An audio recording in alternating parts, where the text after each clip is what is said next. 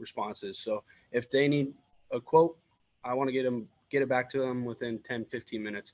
And I got this one back quickly, and he responded and he goes, "Yep, sounds good. Pick it up tomorrow." And away Nice. we went. Yeah. Nice. That's Yeah. exciting. That's a good win. Um, Obviously post COVID, it's kind of tougher or more challenging on the load boards to find carriers. And I know just because you and I've talked, prior to off screen here, you've done some bulk stuff.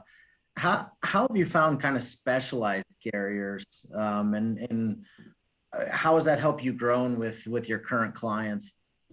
Yeah. So with ECarrierCheck, I mean, you touched on it. I started getting into the bulk world, and that's a different beast. Um, and ECarrierCheck is helped incredibly because I can search if I'm moving sand in pneumatic tanks, I can search pneumatics and I can search exactly where I need them to be or see who's ran that lane before.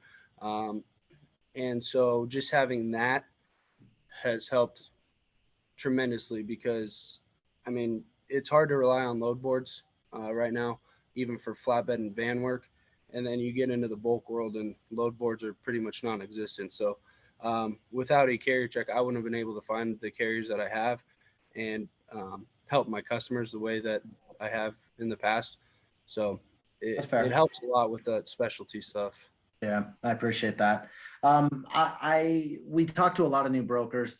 Um, you're obviously 4 years in. Any advice that you would give them to add value to their clients, but maybe even get their first shipper or get their first carrier that's willing to work for that shipper?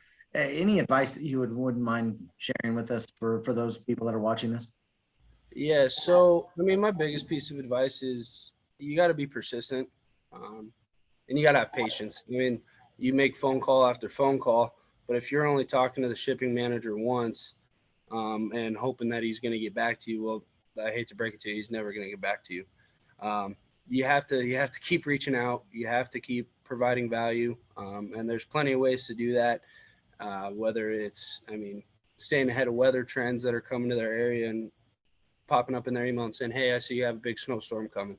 You need anything moved before that comes in?" Or you keep up with industry trends and you can see where fuel prices have gone up, and you email that customer and you say, "Hey, I see fuel's expensive. Any chance I can quote you to see if we can come in competitive?" Um, Things like that. And then just continue to build those relationships.